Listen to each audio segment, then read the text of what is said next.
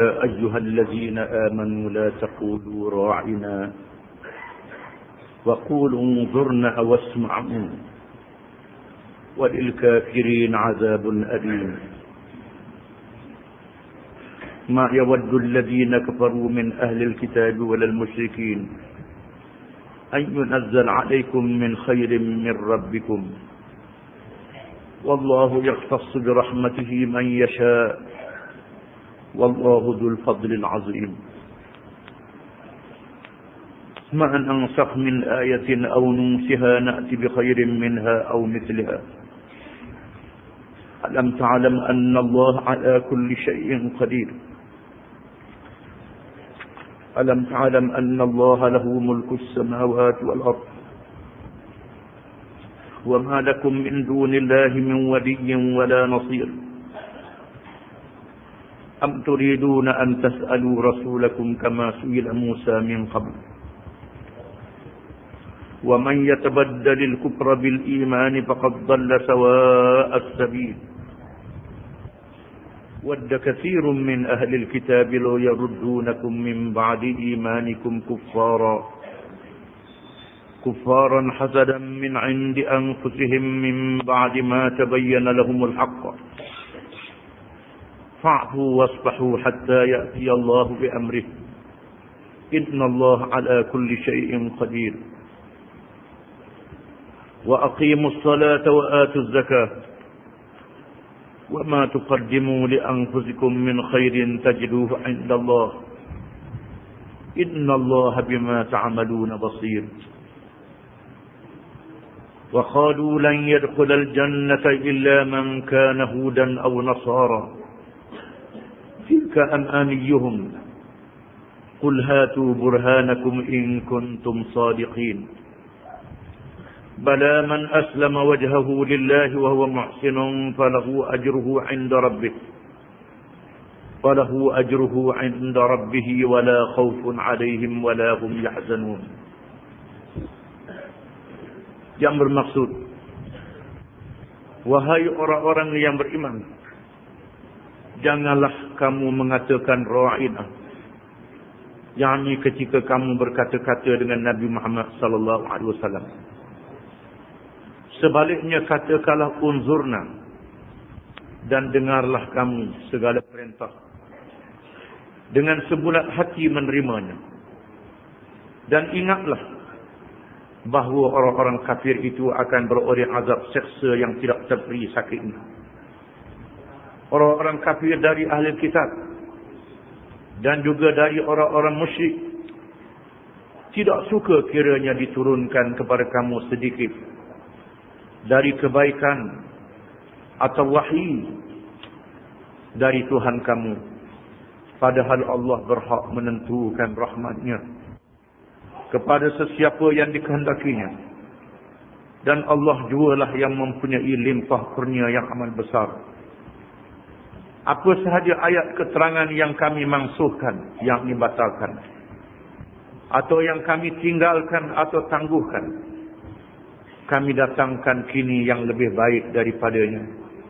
Kami datangkan ganti yang lebih baik daripadanya, atau yang sebanding dengannya. Tidakkah engkau mengetahui bahawasanya Allah amat berkuasa atas tiap-tiap sesuatu? Tidakkah engkau mengetahui bahawa sesungguhnya Allah yang menguasai segala alam langit dan bumi, dan tiadalah bagi kamu selain Allah sesiapa pun yang dapat melindungi dan yang dapat memberi pertolongan? Adakah kamu pula hendak meminta dari Rasul kamu sebagaimana diminta dari Nabi Musa oleh kaumnya dahulu? Dan siapa yang menukar iman dengan mengambil kekufuran, maka sesungguhnya ia telah sesat dari jalan yang lurus. Banyak di antara ahli kitab yang Yahudi dan Nasara suka kalaulah kiranya mereka dapat mengembalikan kamu menjadi kafir setelah kamu beriman, kerana dengki yang timbul dari diri mereka sendiri sesudah nyata kepada mereka kebenaran Nabi Muhammad sallallahu alaihi wasallam. Oleh itu, maafkanlah dan biarkanlah oleh kamu akan mereka, sehingga Allah datangkan perintahnya, Sesungguhnya Allah amat berkuasa atas tiap-tiap sesuatu. Dan didirikanlah oleh kamu akan sembahyang, dan tunaikanlah zakat. Dan apa dua yang kamu dahulukan dari kebaikan untuk diri kamu, tentulah kamu akan mendapat balasan pahalanya pada sisi Allah. Sesungguhnya Allah sentiasa melihat segala yang kamu kerjakan. Dan mereka, yakni orang-orang Yahudi dan Nasara, berkata pula, tidak sekali-kali akan masuk syurga malaikat orang-orang yang beragama Yahudi atau Nasara. Yang demikian itu hanyalah angan-angan mereka sahaja. Katakanlah wahai Muhammad sallallahu alaihi wasallam, bawalah kemari keterangan-keterangan yang membuktikan kebenaran apa yang kamu katakan itu, jika betul kamu orang-orang yang benar. Apa yang kamu katakan itu tidak benar. Bahkan sesiapa yang menyerahkan dirinya kepada Allah, mematuhi perintahnya, sedang ia pula berusaha supaya baik amalannya, maka ia akan beroleh pahalanya pada sisi Tuhannya. Dan tiadalah ada kebimbangan dari berlakunya kejadian yang tidak baik terhadap mereka, dan mereka pula tidak akan berduka cita. Ayat-ayat yang kita baca ni masih lagi berkait dengan perangai orang-orang Yahudi Bani Israel yang merupakan sebahagian daripada penduduk Madinah ketika Nabi SAW mendirikan kerajaan Islam di Madinah. Mereka diberi peluang untuk mendengar ayat-ayat Quran, untuk melihat dan bergaul dengan Nabi SAW bersama dengan sahabat. Mudah-mudahan mereka masuk Islam. Tetapi sayangnya sedikit saja di kalangan mereka yang masuk Islam.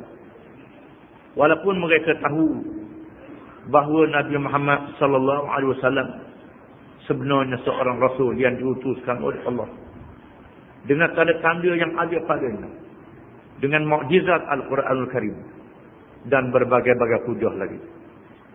Ayat ini mendedahkan kepada kita satu lagi perangai Yahudi, iaitulah mengejek Nabi sallallahu alaihi wasallam. Ya ayyuhalladzina amanu la taqulu ra'ina wa qulu unzurna wasma'u walil kafirin 'adzabun alim. Wahai orang-orang yang beriman, janganlah kamu mengatakan ra'ina ketika kamu berkata dengan Nabi Muhammad sallallahu alaihi wasallam. Sebaliknya katakanlah unzurna, dan dengarlah kamu segala perintah dengan sebulak menerimanya, dan ingatlah bahawa orang-orang kafir itu akan beroleh azab seksa yang tidak terperi sakitnya. Para ulama tafsir mengatakan perkataan ra'ina dalam bahasa Arab dengan makna meraihkan kami. Wahai Rasulullah, raihkanlah kami, beri perhatian kepada kami, tunggu kami, raihkan kami. Itu makna ra'ina. Tetapi dalam bahasa Ibrani, ra'una dengan makna orang yang jahat. Lalu mereka mengambil peluang daripada ucapan para sahabat radhiyallahu anhum yang menghormati Nabi sallallahu alaihi wasallam dengan menyebut ra'ina. Lalu mereka berkata ra'ina dengan maksud wahai orang yang jahat, dengan tujuan untuk mencela dan menghina Nabi sallallahu alaihi wasallam. Sehingga Sa'ad bin Mu'adz radhiyallahu anhu yang mengetahui bahasa Ibrani dan dia tahu bahawa puak Yahudi ini mencela dan menghina Nabi sallallahu alaihi wasallam. Kata Sa'ad bin Mu'adz, kalau aku dengar lagi ada di kalangan kamu yang berucap di hadapan aku akan pancung leher. Kata Sa'ad bin Mu'adz. Lalu Allah Ta'ala menurunkan ayat-ayat yang dibaca ini untuk memberi peringatan kepada orang-orang yang beriman. Dengan Allah Ta'ala memerintah supaya menyebut perkataan yang lain, supaya tidak keliru dengan ucapan orang Yahudi, iaitulah perkataan unzurna wasma'u. Unzurna dengan makna berilah perhatian kepada kami, lihat kami, tunggu kami wahai Rasulullah. dan dengar apa pengaduan kami wahai Rasulullah. Walil kafirin azabun alim, dan bagi orang-orang yang kafir itu azab yang sangat pedih. Ayat ini membuktikan bahawa orang yang menghinakan Nabi SAW jadi kafir. Walaupun Yahudi itu kafir dah, kalau sekiranya ada di kalangan orang yang mengaku Islam yang menghina Nabi SAW, maka hukumnya jadi kafir. Murtad, keluar daripada agama Islam. Bukan sahaja dia murtad, bahkan dikenakan kepadanya hukuman yang keras.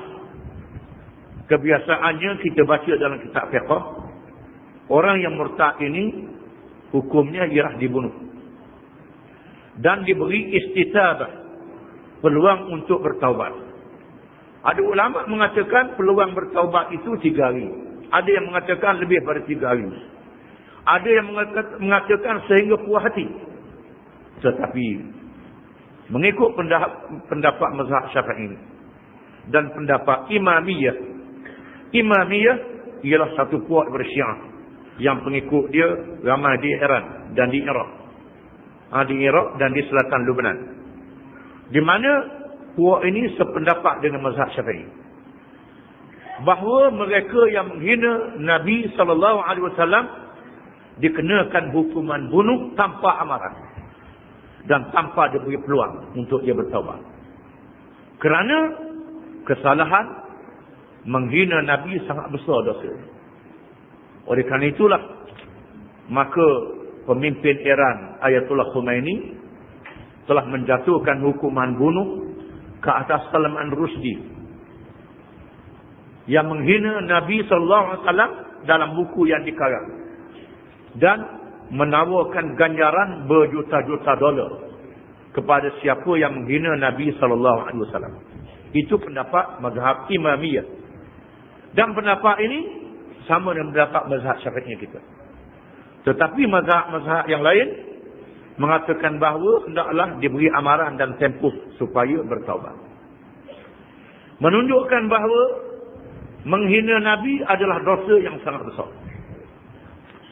Dan menjadi amalan orang-orang Yahudi Bani Israel yang dilaknat, yang dikutuk oleh Allah Subhanahu wa taala, terutamanya mereka mengetahui kenabian dan kerasulan Muhammad sallallahu alaihi wasallam.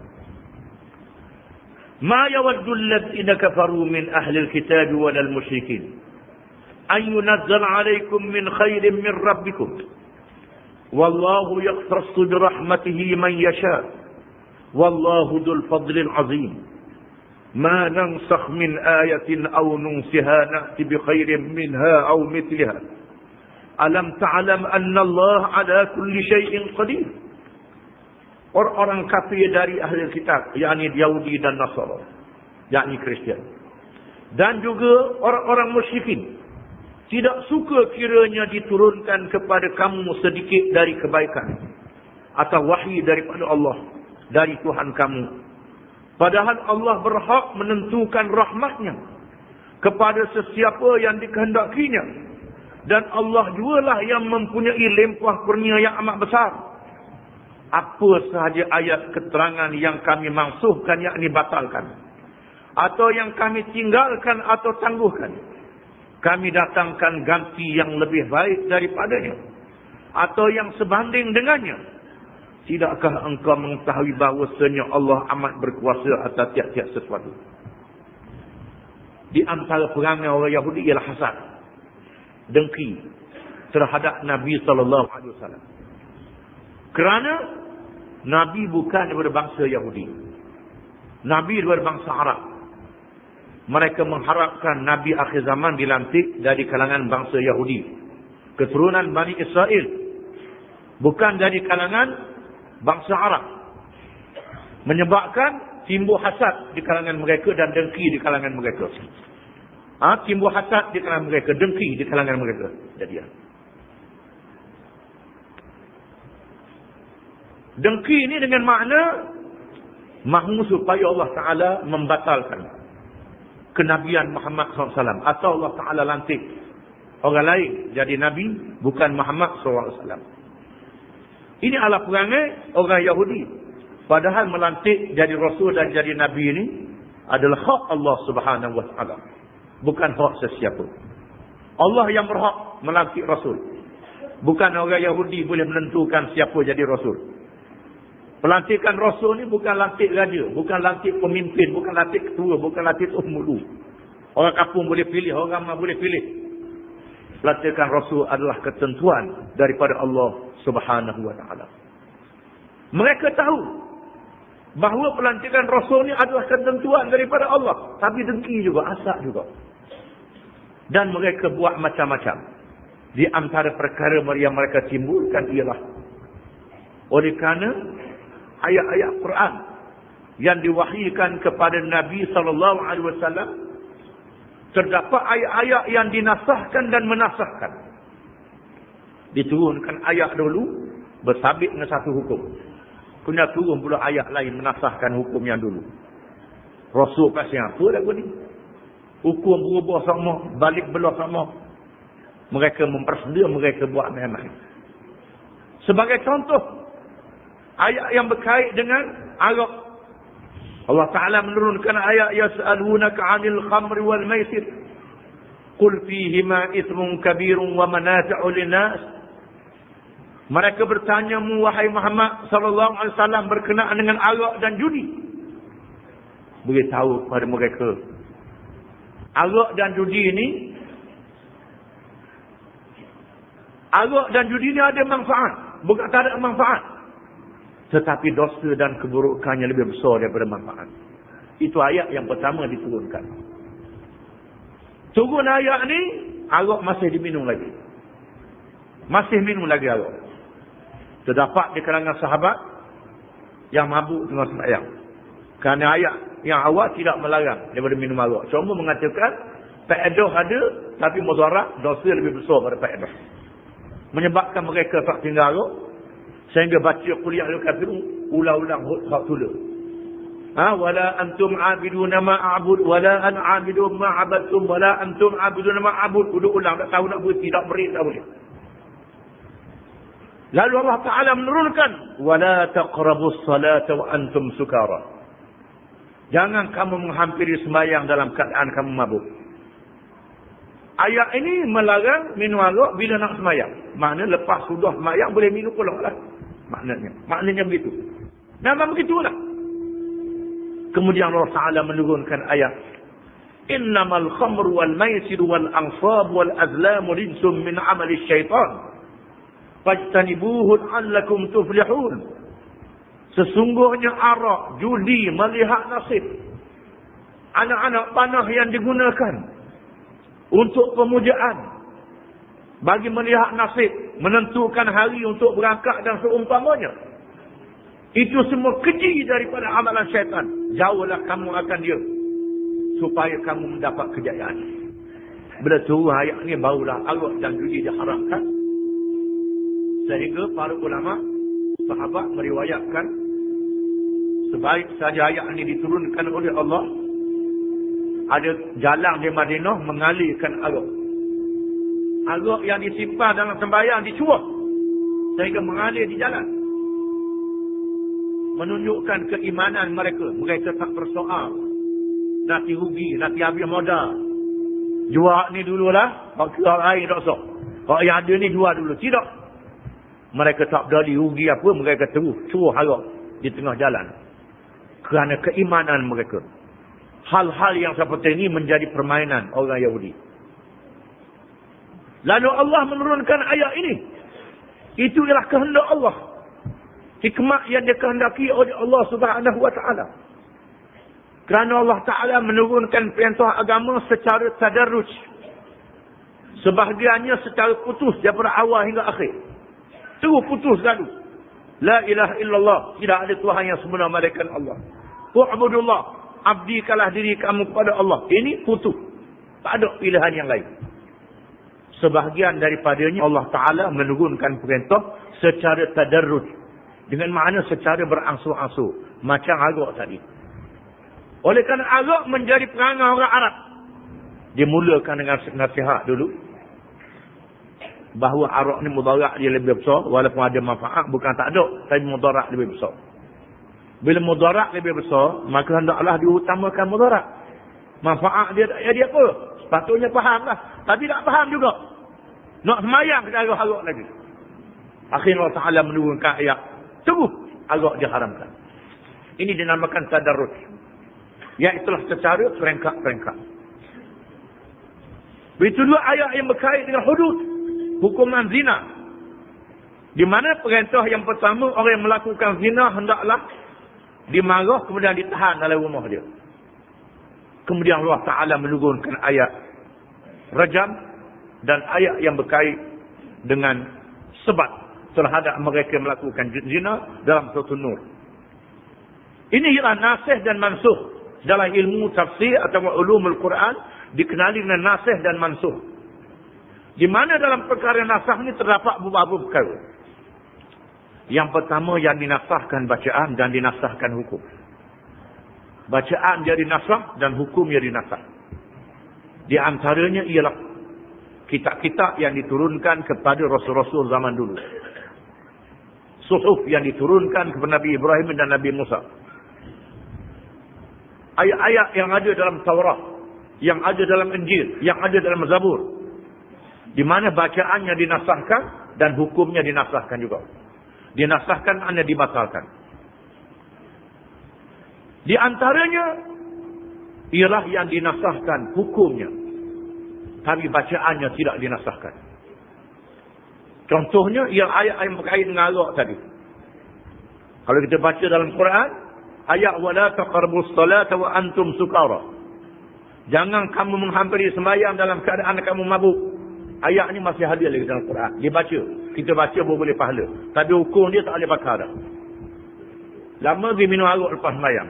Tak boleh dah. Hukum dia dinasahkan. Bacaannya masih ada. Dan di sana ada ayat yang dinasahkan bacaannya. Tidak dinasahkan hukum. Yang berkait dengan hudud.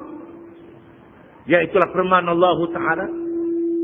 Asy-syaikh wasy-syaikhatu idza zanaya farjumuhum al-batta nakalan min Allah. Orang tua lelaki dan orang tua perempuan yang berzina. Yakni orang yang telah berkahwin lelaki dan telah berkahwin perempuan yang berzina, kamu rejamkan mereka. Rejamkan mereka. Hukuman cegahan daripada Allah. Di mana ayat rejam ini tidak ada dalam Quran.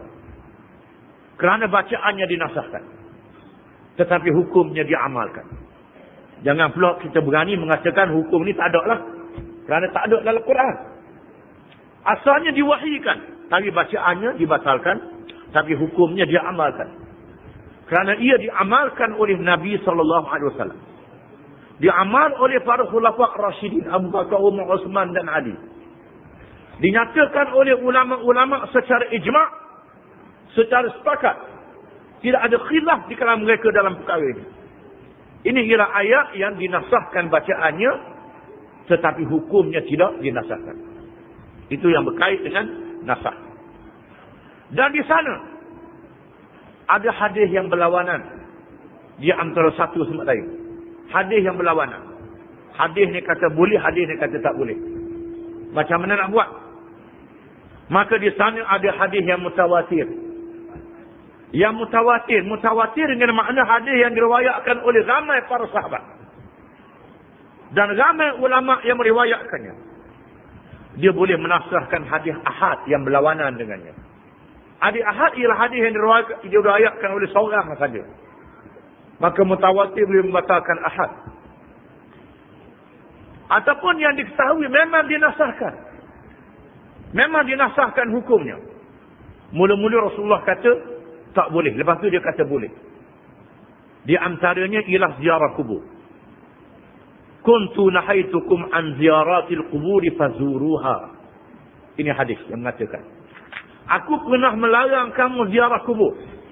Maka sekarang ziarahlah, kata Allah, boleh ziarah. Ini ialah hadis yang menasahkan hadis yang terdahulu daripadanya. Ini dikenali dengan ilmu nasikh dan mansukh. Kemudian di antaranya ialah hadis yang kemudian menasahkan hadis yang dulu bila berlaku berlawanan. Dulu Rasulullah kata lain. Kemudian Rasulullah kata lain pula. Macam mana nak buat? Nak pakai dua-dua tak boleh. Maka dilihat makna kemudian. Maka yang kemudian dia pakai. Yang kemudian menasahkan hukum yang dahulu. Ini sebenarnya bukan perkara main-main. Perkara senda-senda. Ini dikehendaki oleh Allah Ta'ala. Satu kebijaksanaan. Dengan tujuan supaya hukum itu berlaku dengan cara peringkat demi peringkat. Salah satu daripada ilmu yang berkait dengan hukum syarak ialah ilmu usul fiqh. Ilmu ulumul tafsir yang berkait dengan ulumul Quran, ilmu-ilmu Quran. Orang yang nak mengaji hukum syarak, nak mendalami, dia mesti tahu hukum-hukum ini. Seterusnya Allah Ta'ala berfirman, Alam ta'alam anna Allah lahu mulkus samawati wal ard. Wa ma lakum min dunillahi min waliyyin wala nasir. Tidakkah engkau mengetahui bahawa sesungguhnya Allah yang menguasai segala alam langit dan bumi, dan tiadalah bagi kamu selain Allah sesiapa pun yang dapat melindungi dan yang dapat memberi pertolongan. Oleh kerana langit kepunyaan Allah Ta'ala, bumi kepunyaan Allah Ta'ala, isi langit kepunyaan Allah Ta'ala, isi bumi kepunyaan Allah Ta'ala. Bukan saja Allah Ta'ala yang menjadikan, bahkan dia yang mentadbir dan mengurus. Allah Ta'ala yang menguasai segala-galanya. Tidak ada siapa yang sebenar boleh membimbing kita, malaikat Allah. Tidak ada siapa yang sebenar boleh melindungi kita, malaikat Allah. Oleh kerana itu, serahlah kepada Allah Ta'ala. Apa saja hukum yang Allah Ta'ala tentukan, kena terima. Dulu lain, lepas tu mari lain pula, kena terima. Ini dengan kehendak Allah Ta'ala yang maha mengetahui, yang maha bijaksana. Maka orang-orang yang beriman tidak mempersoalkan perkara ini. Sesungguhnya Allah Ta'ala bertanya, Am turiduna an tas'alu rasulakum kama su'ila Musa min qabl. Wa man yatabaddalil kufra bil iman faqad dhalla sawa'as sabil. Adakah kamu pula hendak meminta dari Rasul kamu sebagaimana diminta dari Nabi Musa oleh kaumnya dahulu? Dan sesiapa yang menukar iman dengan mengambil kekufuran, maka sesungguhnya ia telah sesat dari jalan yang lurus. Kamu, wahai orang Islam, jangan jadi macam orang Yahudi. Orang Yahudi ini sangat menyakiti Nabi Musa AS. Padahal Nabi Musa lah yang memimpin mereka, yang membawa hidayah petunjuk daripada Allah kepada mereka, yang menyelamatkan mereka daripada kezaliman Fir'aun dengan mukjizat yang diberi kepadanya. Mereka tengok sendiri bagaimana Nabi Musa diberi mukjizat. Memukul tongkat di laut, dijadikan lorong-lorong. Bani Israel boleh lalu di lorong macam lebuh raya besarnya. Allah menyelamatkan mereka dengan begitu rupa. Tapi kaum Bani Israel sangat jahat. Mereka lupa pertolongan Allah. Bila mereka tengok ada kaum yang menyembah berhala, mereka minta Nabi Musa benarkan kepada mereka sembah berhala. Semayang tak nampak Tuhan ni tak kena. Biar semayang nampak Tuhan baru sedap. Orang kafir semayang nampak cokoh depan. Maka kita pun kena ada cokoh depan juga. Ini kebodohan Bani Israel. Cokoh depan tu benda kayu, batu. Kayu, wak rumah, wak kursi, wak meja.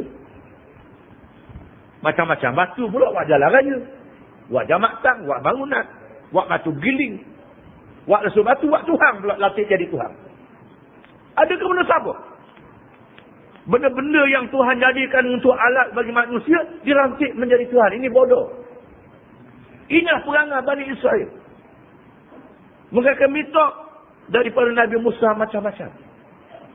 Bila Allah Ta'ala turunkan petunjuk bagi menyelesaikan masalah pembunuhan yang kita baca kisahnya dulu, caranya ialah supaya menyembelih seekor lembu betina untuk menghidupkan si mati yang menjadi mangsa pembunuhan bagi mendedahkan siapa yang sebenar membunuh.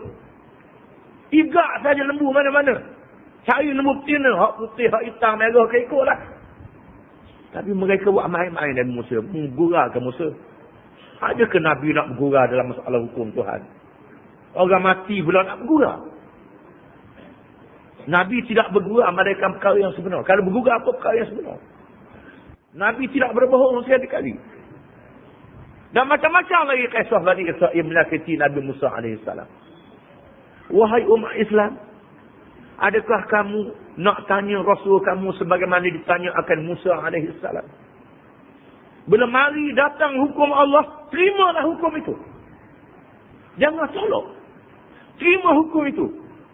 Yakin kepada Allah Subhanahu wa ta'ala. Jangan jadi perangai orang Yahudi. Seterusnya Allah Ta'ala menyatakan, faqad dhalla sawa'as sabil. Sebenarnya mereka itu sesat dari jalan yang betul. Kalau ada di kalangan orang Islam, nak terima pakai hukum Tuhan ni, nak tahu hikmah dulu baru nak ikut. Itu perangai Yahudi. Kalau nak tahu hikmah, tak mau ikut. Pasal apa Tuhan perintah begini? Pasal apa Tuhan perintah begini? Terima saja. Allah Ta'ala maha mengetahui. Allah Ta'ala maha bijaksana. Allah Ta'ala maha penyayang terhadap hamba-Nya. Sama ada kita tahu hikmahnya ataupun tidak, tetap baik hukum Allah Ta'ala. Tetap adil hukum Allah Ta'ala. Terimalah. Kerah macam mana sekalipun Allah adil dan baik. Kerana Allah Ta'ala tidak menyuruh malaikat perkara yang baik. Dalam satu hadis Nabi bersabda, jangan kamu jadi umat zaman dulu. Kerja mereka menyoal nabi-nabi mereka dan menyakiti nabi-nabi mereka. Wa ma amartukum bihi fa'tu minhu mastata'tum. Wa ma nahaitukum anhu fantahu. Apa yang aku perintah, mu ikut. Apa yang aku larang, kamu tinggal. Jangan jadi macam umat zaman dulu. Bila perintah, pergi soal pula. Bila larang, pergi soal pula. Nak tahu hikmah. Kalau tak tahu hikmah, kamu ikut. Ini perangai kaum Bani Israel. Wadda kathirun min ahli al-kitab law yaruddunakum min ba'di imanikum kuffaran hasadan min 'indi anfusihim min ba'di ma tabayyana lahumul haqq. Fa'fu wasbahu hatta ya'ti Allahu bi amrih. Inna Allah 'ala kulli syai'in qadir.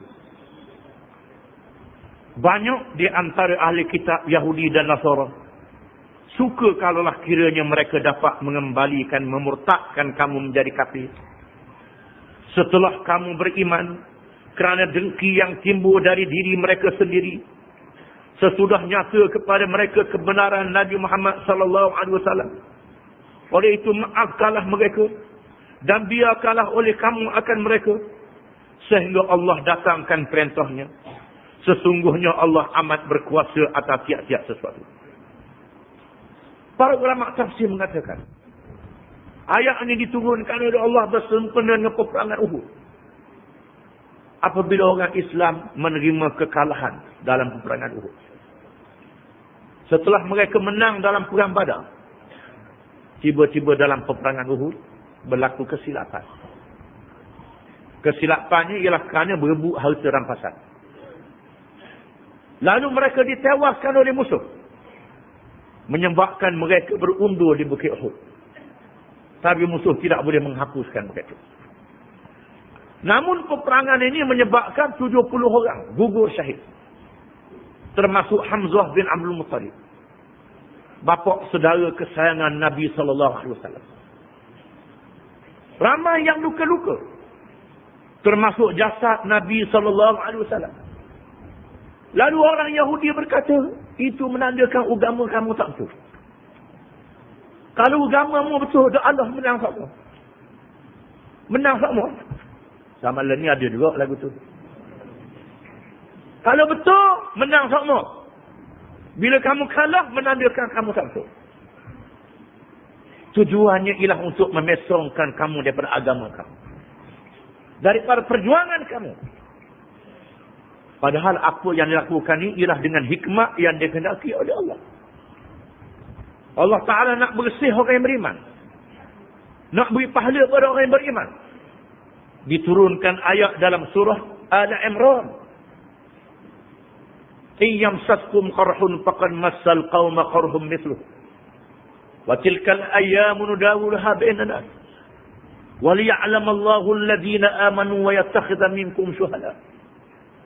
Wallahu la yuhibbuz zalimin. Waliyumahhisallahu alladhina amanu wa yamhaqal kafirin.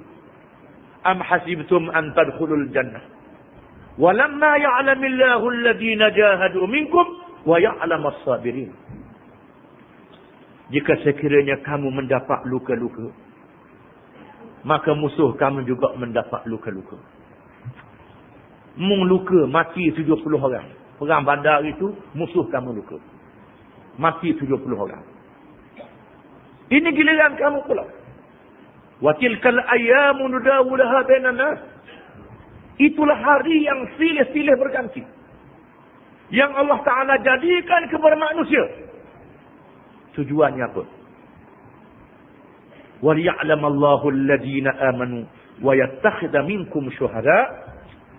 Supaya Allah Ta'ala menyatakan dalam ilmunya orang yang sungguh-sungguh beriman. Bukan orang yang bohong beriman.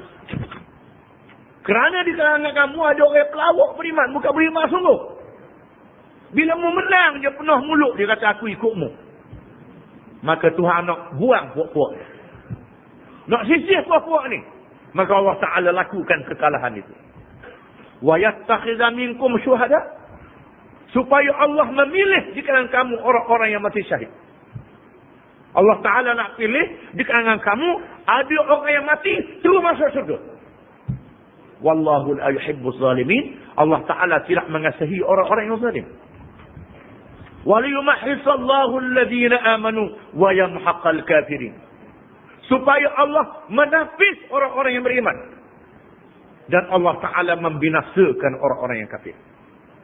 Orang yang beriman ditapis oleh Allah Ta'ala. Yang beriman sungguh, yang beriman pelawak, yang munafik. Ditapis oleh Tuhan. Maka nyata, bila berlaku ujian, maka orang yang tak pakai lekat dia penafis apa? Jadi apa? Bukan dia beriman, dia apa-apa. Bukan sungguh. Maka Allah Ta'ala tapis. Itu tujuannya. Adakah kamu mengira kamu boleh masuk syurga dengan mudah? Padahal belum nyata dalam ilmu Allah.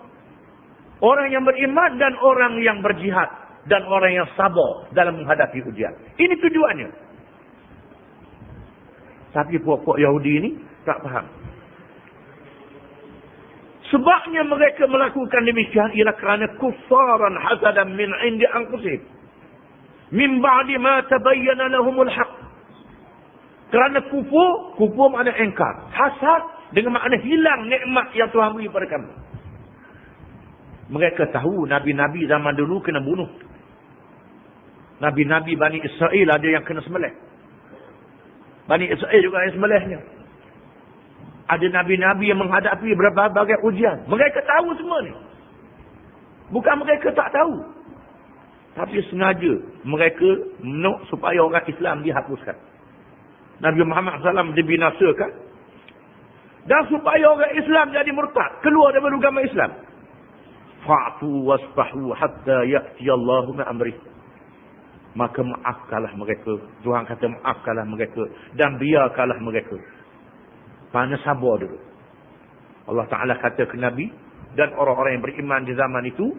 Kamu sabar dalam menghadapi mereka. Hatta ya'tiyallahu bi'amrih. Sehingga Allah Ta'ala membawa perintahnya. Iaitu perintah perang. Bila sampai masa, dia masa kena tebang. Macam pun getah juga. Mula-mula tu lock dulu. Kalau tak ada gawa, ada apa dah. Kena tebang. Betul. Manusia begitu juga. Kalau anda tak pakai gawa, Tuhan kata, hak ni kena hapus. Akan tiba masanya. Inna Allah ala kulli syai'in qadir. Sesungguhnya Allah maha berkuasa di atas tiap-tiap sesuatu. Allah Ta'ala maha berkuasa. Kamu jangan takut hai orang yang beriman. Walaupun mereka tu jadi kuasa besar macam mana sekalipun. Kaya macam mana sekalipun. Gagah macam mana sekalipun. Mereka tidak berkuasa. Yang maha berkuasa ialah Allah Subhanahu Wa Ta'ala. Yang yakin dengan kekuasaan Allah hanyalah orang-orang yang beriman. Orang yang tak beriman, dia akan kata tak nampak jalan. Tak nampak jalan. Pasal apa? Kerana dia tidak mendapat hidayah. Hidayah ni macam lampu suluk. Dia tak ada lampu yang menyuluh jalan dia. Maka dia tak nampak jalan. Orang yang mengaji tauhid, mengaji akidah, mengaji sifat Tuhan, mengaji nama Tuhan, Allah Ta'ala maha berkuasa, Allah Ta'ala yang menjadikan alam, Allah Ta'ala boleh membinasakan alam. Jangankan orang Yahudi, orang Nasrani, jangankan satu kuasa besar, satu kerajaan, seluruh dunia ni Allah Ta'ala boleh hapus. Ini kekuasaan Allah Ta'ala. Apa yang ada dalam alam ni, habuk kecil, dia di sisi Allah Ta'ala. Allah Ta'ala boleh mengadakan dan Allah Ta'ala boleh membinasakan. Maka orang-orang yang beriman hendaklah yakin dalam perkara ini. Wa aqimus salata wa atuz zakah wa ma tuqaddimu li anfusikum min khairin tajiduhu indallah innallaha bima ta'maluna basir. Dan dirikanlah oleh kamu akan sembahyang dan tunaikanlah zakat. Dan apa jua yang kamu dahulukan dari kebaikan untuk diri kamu, tentulah kamu akan mendapat balasan pahalanya pada sisi Allah. Sesungguhnya Allah sentiasa melihat segala yang kamu kerjakan. Tuhan suruh sembahyang, Tuhan suruh mengeluarkan zakat. Sembahyang ialah hubungan kita dengan Tuhan. Dalam ayat yang lalu kita baca wasta'inu bis-sabri was-salah. Minta tolonglah dengan sabar dan sembahyang. Dalam menghadapi ujian puak-puak yang jahat, yang kacau ni, di antara penolongnya ialah bersembahyang. Sembahyangnya kita menghadap Tuhan. Kita menilik kebesaran Allah Subhanahu wa taala. Al-Imam Asy-Syatibi menyatakan di dalam kitabnya bahawa orang yang menghadapi ujian kerana dia menegakkan Islam, nak meninggikan Islam ini, ada baiknya dia kena ambil masa di samping dia menunaikan sembahyang yang wajib, dia sembahyang sunat, terutamanya sembahyang tahajud. Dia mengasingkan diri. Dia berhadap kepada Allah Ta'ala. Dia menilik kebesaran Allah Ta'ala. Bila dia tilik kebesaran Allah Ta'ala, dia akan merasakan bahawa semua kuasa-kuasa besar yang ada atas dunia ni kecil saja. Dia kena tilik syurga Allah Ta'ala. Semua janji-janji nikmat nak beri tu nak beri ni, banding dengan syurga, tak ada rawa, tak ada guna langsung. Dia kena tilik pada neraka Allah Ta'ala. Bila dia tengok neraka Allah Ta'ala, kalau dia diseksa, dia dipenjara, dia dibunuh, dia buat apa sekalipun, barang dia. Neraka Allah Ta'ala lebih teruk lagi. Maka sembahyang membangkitkan semangat dia. Membesarkan jiwa dia. Dalam menghadapi puak-puak yang menentang agama Allah Subhanahu wa taala. Dan tunaikanlah zakat. Beri sumbangan. Zakat merupakan salah satu dari sumber keuangan kepada orang Islam.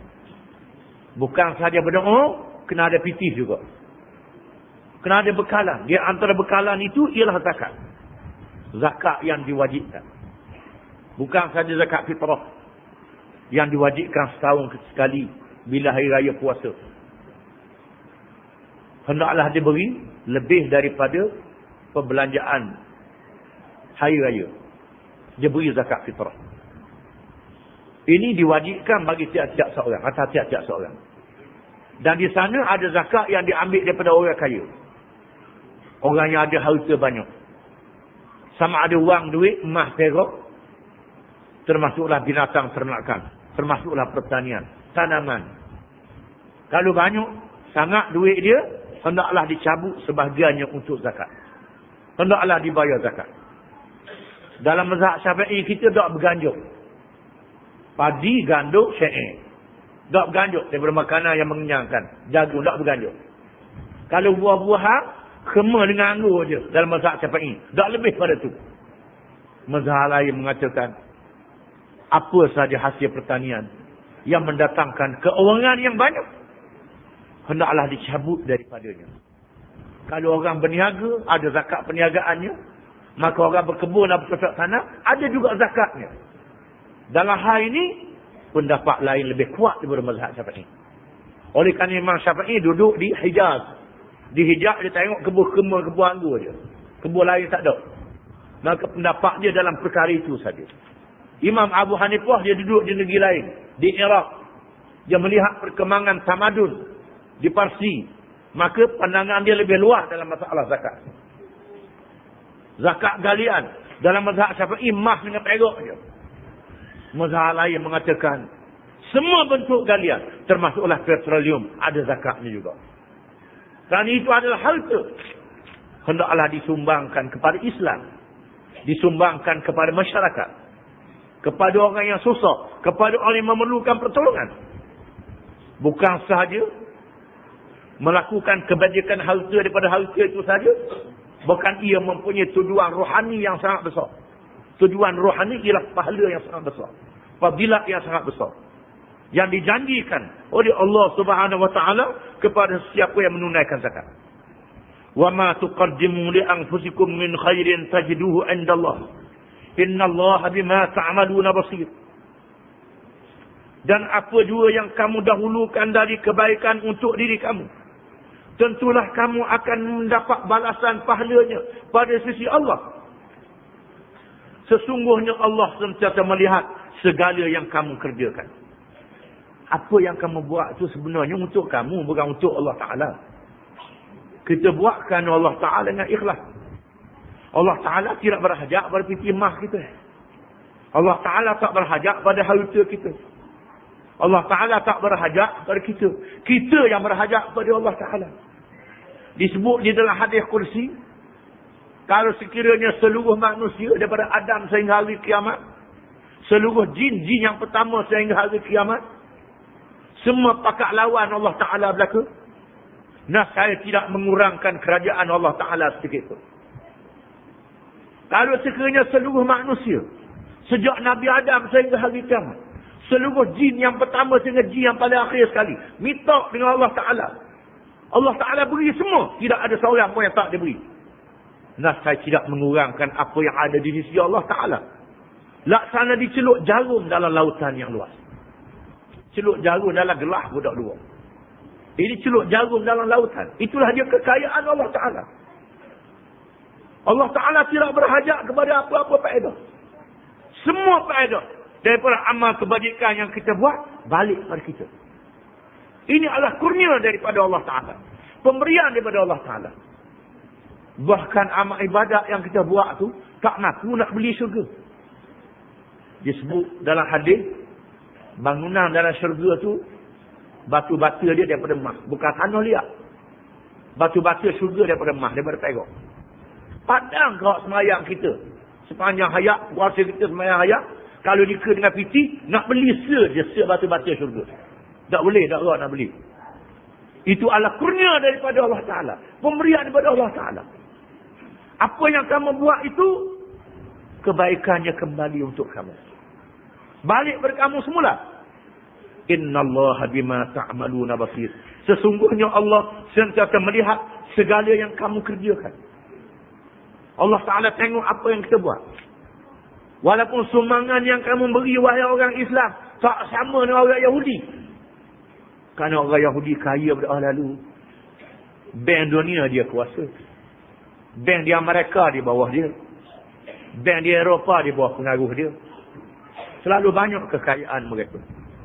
Kita orang Islam daerah banyak yang miskin. Jangan bimbang. Allah Ta'ala menyebut wa'iddu lahum mastata'tum min quwwah. Dan bersedialah kamu sekadar kemampuan kamu daripada kekuatan. Sekadar kemampuan kamu. Kemampuan kamu banyak mana? Kamu kena ikhlas. Kalau kamu mampu 1,000, kena 1,000. Mampu 5. Mampu juta. Kalau kamu mampu 1,000, memberi 100. Tuhan tahu. Tuhan maha mengetahui. Tiap-tiap orang mesti ikhlas. Bila tiap-tiap orang Islam tu ikhlas, walaupun apa yang disumbang itu tak sama dengan Yahudi, dengan Kristian, yang baki itu pertolongan daripada Allah Ta'ala. Allah Ta'ala tolong selepas itu. Walaupun kita tidak sebanyak kekayaan yang ada pada orang Yahudi dan Kristian. Ingat, Allah Ta'ala menjanjikan pertolongannya kepada orang yang beriman. Innallaha bima ta'maluna basir. Sesungguhnya Allah dengan apa yang kamu kerjakan sangat melihat, amat melihat. Apa yang berlaku pada hari ini, orang Islam tak yakin agama dia. Orang Islam keluh-keleh. Loleh-loleh dia terhadap agama dia. Tak bersungguh dalam menegakkan agama. Oleh kerana itulah mereka menerima pukulan yang hebat daripada orang kafir. Kita mesti ikhlas pakai pokoknya. Wa qalu lan yadkhulal jannata illa man kana hudan aw nasara. Tilka amaniyuhum. Qul hatu burhanakum in kuntum sadiqin. Dan mereka yang ini orang-orang Yahudi dan Nasara berkata pula, tidak sekali-kali akan masuk syurga malaikat orang-orang yang beragama Yahudi atau Nasara. Yang demikian itu hanyalah angan-angan mereka saja. Katakanlah wahai Muhammad, bawalah kemari keterangan-keterangan yang membuktikan kebenaran apa yang kamu katakan itu. Jika betul kamu orang-orang yang benar. Orang Yahudi buat cakap bukan sungguh. Orang Kristian pun buat cakap juga. Kata Yahudi kalau nak masuk syurga ikut Yahudi.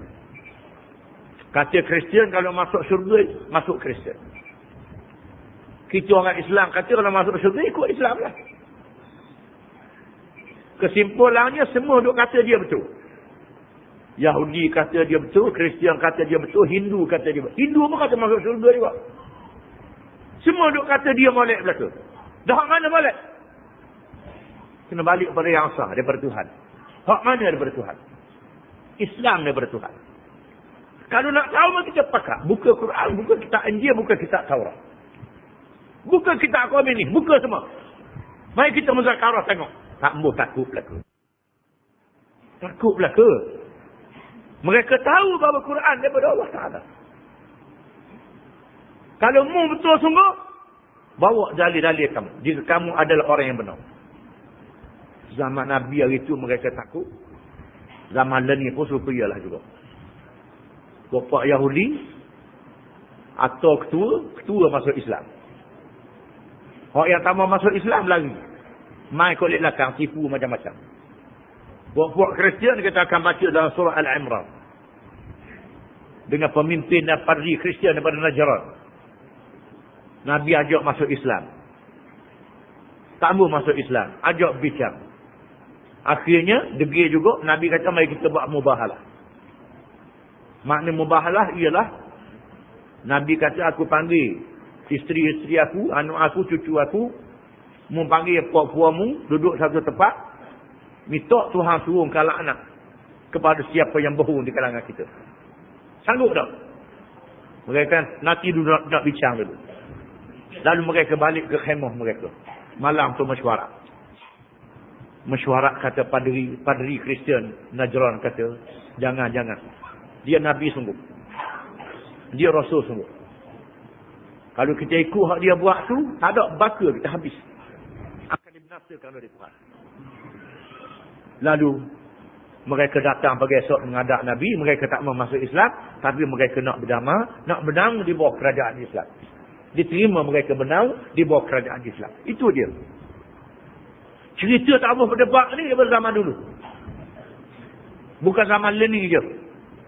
Zaman ni banyak berlaku perdebatan antara Islam dan Kristian. Antara Islam dengan Barat. Dalam tahun 70-an. Cerdik pandai Islam bertemu dengan cerdik pandai daripada Eropah, daripada Barat. Buat muzakarah, buat perbincangan. Akhirnya mereka tak boleh nak lawan dengan Islam. Oleh kerana itu benar dah Allah Ta'ala sebut dalam Quran. Al-yawma ya'isal ladhina kafaru min dinikum. Fala takshawhum wakhshawni. Al-yawma akmaltu lakum dinakum. Wa atmamtu alaikum ni'mati. Wa raditu lakumul islam dinas. Pada hari ini orang-orang kafir berputus asa daripada agama kamu. Mereka tak berani nak lawan agama kamu. Tak berani nak lawan. Oleh kerana itu maka jangan kamu takut pada mereka. Takut pada aku, Tuhan kata. Pada hari ini telah aku sempurnakan bagi kamu agama kamu. Telah aku cukupkan untuk kamu nikmatku. Dan aku redha Islam menjadi agama kamu. Bila orang Yahudi kata, kalau nak masuk syurga ikut aku. Orang Kristian kata nak masuk syurga ikut aku. Lalu Tuhan ajak ke Nabi. Qul hatu burhanakum in kuntum sadiqin. Katakanlah wahai Muhammad SAW, sila bawa dalil-dalil kamu. Kalau kamu adalah orang yang benar. Bala man aslama wajhahu lillahi wa huwa muhsinun falahu ajruhu inda rabbih. wala khaufun 'alaihim wala hum yahzanun. Apa yang kamu katakan itu tidaklah benar, wahai Yahudi dan Kristian. Bahkan sesiapa yang menyerahkan dirinya kepada Allah, yakni mematuhi perintah Allah, sedang ia pula berusaha supaya baik amalannya, bukan saja mengaku beriman, beramal pula, maka ia akan beroleh pahalanya pada sisi Tuhannya. Dan tidaklah ada kebimbangan dari berlakunya kejadian yang tidak baik terhadap mereka. Dan mereka pula tidak akan berduka cita. Quran mengatakan, barang siapa yang beriman, yang mengerjakan amal yang soleh, masuk syurga. Bukan dikata Islam saja. Kita orang Islam pun tak tunjuk sombong kita. Sesiapa yang Islam, yang percaya, yang menyerah diri pada Allah, dan dia melakukan kebaikan, mengerjakan amal yang baik, Tuhan janji nak beri syurga. Itu dia. Bila baca ayat ni, mereka tercengang, tak dia nak jawab.